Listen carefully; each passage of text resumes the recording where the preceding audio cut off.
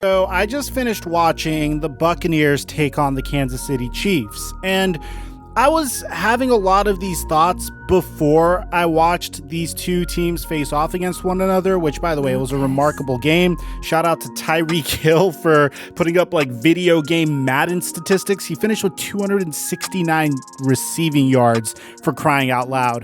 And shout out to Mahomes for a fantastic game as well. And shout out to Tom Brady for also slinging the rock fairly decently himself. So here's what we're going to do. I'm going to take you through the box score and the statistics of Tom Brady today. And then I'm going to talk to you guys about what I was going to talk to you guys about originally. Because if you look at Tom Brady's statistics in a vacuum, they're not too bad. It's not fantastic. It's not remarkable, but at the end of the day, he finished with a 96 QBR. He finished with 3 touchdowns to 2 interceptions. He threw for over 300 yards, 345 if we're being exact. He completed 27 out of 41 of his passes. And at the end of the day, he's going up against the defending Super Bowl champion. So we need to bear that in mind. But once again, and I'm going to say this one last time, I have to say this about the Tampa Bay Buccaneers way before this game started. It's a huge problem that no one is discussing. I haven't seen a single video about it, and it's about time we start discussing it today. So what's going on, guys? Your boy Mike here. Guys, real quick, I literally am recording this the moment that the Tampa Bay Buccaneers finish their game against the Kansas City Chiefs. So do your boy a favor and smash that like button for the YouTube algorithm. Consider subscribing and turning on our notifications to help the channel grow, because I will bring you the latest and greatest NFL news and analysis straight to your devices. If you're interested in basketball content or gaming content, we do that as well on separate channels. All of our links are in the description down below, and consider joining us as a Mike Mafia member if you want to further support the channel. Now that we got all that out of the way, break!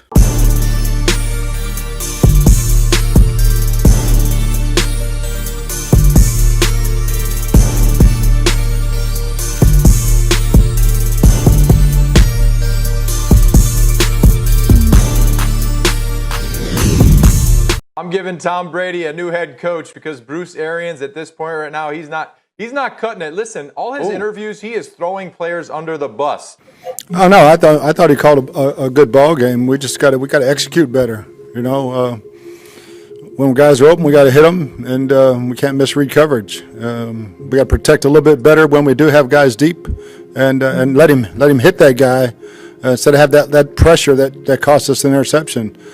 Just as a collective, everybody's got to play better. You know, he's asking him about AB. Well, AB was open on that play. Asking him about Tom Brady being confused by coverages. I don't think Tom Brady gets confused by coverages. I mean, just honestly, to throw him under the bus like that, to come out in the media and say the things that he says. Yeah, Tom Brady has been picking the plays, his own plays, and even to say that recently one of his centers just had a career-ending injury. I've never heard a head coach say somebody had a career-ending injury a week after they got hurt. It just, like, who does that? So it's the first time Tom Brady's ever had a head coach throw him under the bus like this. Mic check 1 2 1 2. What's going on, everybody? Bruce Arians had this to say about Tom Brady after his last loss and the loss before the Kansas City Chiefs. And what's surprising is this is their 3rd loss in a row. And obviously the media is going to jump on Bruce Arians for saying this quote, is that Tom Brady 3 years ago said that he feels like he has all the answers to the exam because he's seen it all from defenses and he's a master at reading defenses. So there is this little back and forth going on between Bruce Arians and Tom Brady, and I have to agree with what Rob Ninkovich said about Bruce Arians. This is the first time Tom Brady's ever had a coach that would throw him under the bus in front of the entire media. And apparently tensions are beginning to brew in Tampa Bay, according to Dan Graziano. Now, this was said on Thursday that there are a lot of theories. Obviously, it was supposed to work better than this, but one of them is that there is real tension. Bruce Arians and Tom Brady just met, right? It's almost like Arians was watching some sort of movie star action hero and then met him in person and said, "I thought you'd be bigger." So here's the issue here. Apparently Arians is annoyed because do you remember back in the offseason when he came out and said that there's no way, shape, or form that the Buccaneers are going to go out and sign Antonio Brown? And then they ended up signing Antonio Brown 2 weeks ago. They brought out Rob Gronkowski out of retirement as well. So Bruce Arians' point of view, apparently, and this is according to what Dan Graziano is saying, is look, Tom, this is what you wanted. This is the team you wanted. We built a team around you. You have a phenomenal offense. And granted, he does. He has Leonard Fournette, Rob Gronkowski, Chris Godwin, Mike Evans, Antonio Brown. Hell, even Scotty Miller is pretty freaking good. And Leonard Fournette's on the bench. He's not doing anything. He has Ronald Jones supporting that running attack as well. So Bruce Arians is kind of sitting there like, yo, Tom Brady, we were waiting on you to do something and we're waiting for you to deliver. Why on earth did you just lose 3 games in a row? Well, I'm going to get to the bottom of that here because it's fairly obvious, and you don't necessarily have to be some sort of statistical genius to know what's going on. Now, according to Next Gen Stats, although this kind of contradicts my previous statement, Tom Brady currently is 0 for 19 on deep passes, which are passes that are 20 plus air yards in his last 4 games with a 0.0 passer rating before they faced the Kansas City Chiefs. Now, if you look at the statistics, Tom Brady on deep passes during the 2020 season, in weeks 1 to 7, he was 14 of 39, had a 35.9% completion percentage, had 12.9 yards per attempt, and a 2-0 TD to interception ratio with a 101.2 passer rating. From weeks 8 to 11, he was 0 for 19, which obviously means 0% completion percentage, 0 yards per attempt, 0 touchdown to interception ratio, 0 to 3, and a 0 passer rating. Brady's final 3 deep attempts in week 7 against the Las Vegas Raiders also were incomplete, meaning he's missed on his last 22 deep attempts. This is the longest streak by any quarterback since the 2017 NFL season. Joe Burrow had the second longest streak with 17 in weeks 2 to 5, and going back to week 5, Tom Brady is 3 of 36 on deep passes. What should you do with this information? Well, I want you to take a look back at the quarterbacks that Bruce Arians has coached ever since he became a full-time coach. Even if you want to go to the year he was an interim coach with Andrew Luck. He had Andrew Luck, then he had Carson Palmer, then even going all the way to Jameis Winston. All are quarterbacks that throw the deep ball fairly well. If you take a look at Jameis Winston last year, Jameis completed 84 deep passes in the 2019 season, which was the most in the entire NFL. Now, granted, he was the 21st most accurate quarterback in 2019 with a 44% accuracy percentage. And for reference, Aaron Rodgers was actually ranked 22nd. What am I trying to tell you here? Well, Bruce Arians' offense places a huge emphasis on the quarterback's ability to throw the deep ball. If a quarterback can't throw the deep ball, then it makes the intermediate to short throws a little bit more difficult, and the running game isn't going to be nearly as successful. But you have to also understand, as great as Tom Brady is at reading defenses, he is not suited for an offense that relies on him throwing the ball deep and throwing the ball 42 times per game. He needs to be in an offense that has a fairly successful running game, a pretty damn good defense, and is placing an emphasis on his ability to read defenses, even though his head coach is saying he got confused by defensive coverages. Now, Tom Brady actually responded to these comments by Bruce Arians, saying that our job is to get the job done. So there's no excuses for when we don't get it done. At the end of the day, that's the reality of the sport.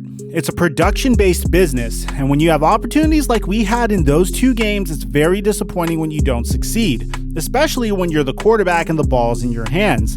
It's something that I have to do a better job of. Bruce Arians said after their loss to the Rams that when guys are open, we have to hit them and we can't misread coverage.